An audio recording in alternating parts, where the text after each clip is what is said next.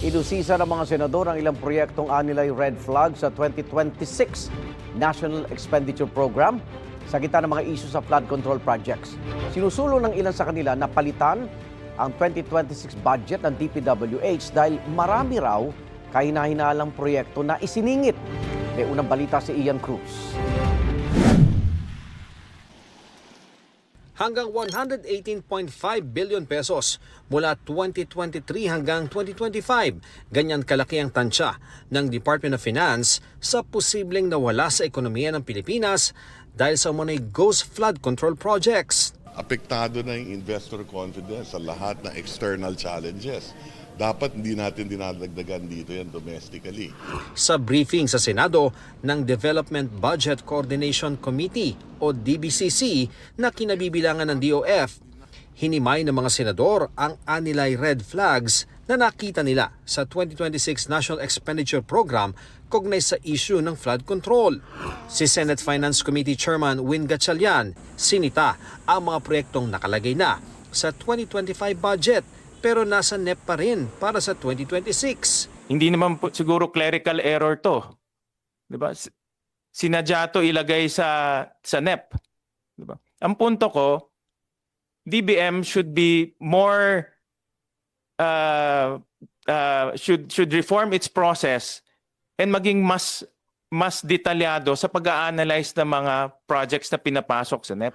Inilutang naman ni Senador Panfilo Lacson na may 500 magkakatulad umanong flood control projects na pare-pareho ang halaga ng budget para sa iba't ibang lugar.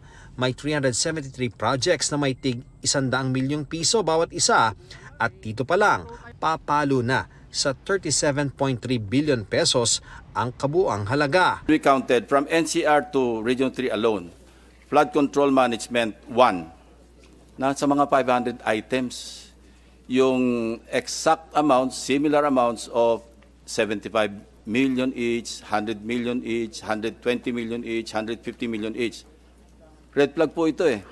Tanong ng mga senador, bakit ito pinalulusot ng Budget Department at ini-endorso sa NEP?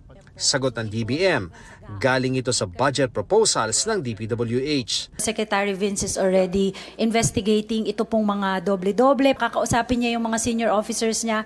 And then we'll meet and hopefully in the next week po siguro meron na siyang report which he can share po to the committee. You know, Mr.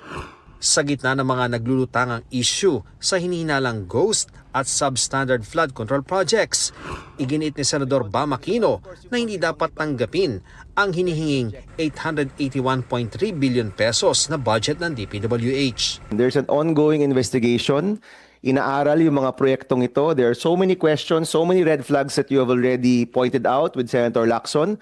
Wag ko natin tanggapin ito, ibalik natin to sa executive. Unfortunately, while we want that to happen, wala po yan sa constitution or sa rule na otherwise ang pwede po siguro is that ibalik ng buo. So that's why the budget process is that the executive proposes and then the legislative can amend. Panukala naman ni Senador Loren Legarda, burahin ang buong budget ng DPWH para ang bagong kalihim ang gumawa ng bagong budget ng kagawaran. Allow the new secretary to do a new budget, so he will submit a supplemental budget. That is allowed by the process. Si bagong DPWH Secretary Vince Dizon, sang-ayon na kung may mga proyektong tapos na pero napondohan pa rin sa ilalim ng 2026 budget. Dapat nga itong tanggalin. Mali po yan. Ako po mismo ang magsasabi sa ating mga kongresista, please po tanggalin po natin yan. Posible rin anyang i-rebid ang mga kontrata na natuklasang ghost o non-existent. Git ni dating DPWH Secretary Manuel Bonoan, aalis siya sa kagawaran na malinis ang konsensya. I did the best that I can in my tenure in the department. I don't have any regrets. Ani Bonoan, sa paunang resulta ng investigasyon, 15 ang missing o hindi mahanap sa halos 10,000 flood control project. Karamihan daw dito nasa 1st District ng Bulacan at nakakalat sa regions 1, 2 at 3. Ghost project is actually that has already been validated and really found out not to be there. Submitted as completed and collected. The funds have been collected. The non-existent for the time being is actually just a matter of validating the locations of these projects that we are talking about. Ang mga impormasyong ito ang ibibigay naman ng DPWH sa bubuing Independent Commission na mag-iimbestiga sa mga flood control project. Sabi ni Pangulong Marcos, malapit na nila itong mabuo. Binuwag na ni Dizon ang Anti-Graft and Corrupt Practices Committee na binuo ni Bunoan. Ayon kay Dizon, hindi lang ang mga proyekto mula sa 2022 ang sisilipin, kundi pati ang mga sa nakalipas na administrasyon. This stretches even way earlier than 2018, 2017, 2016. Matagal na po itong mga ibang proyekto na ito. May 2 buwan daw si Dizon para i-reorganisa ang DPWH. Ito ang unang balita. Ian Cruz para sa GMA Integrated News.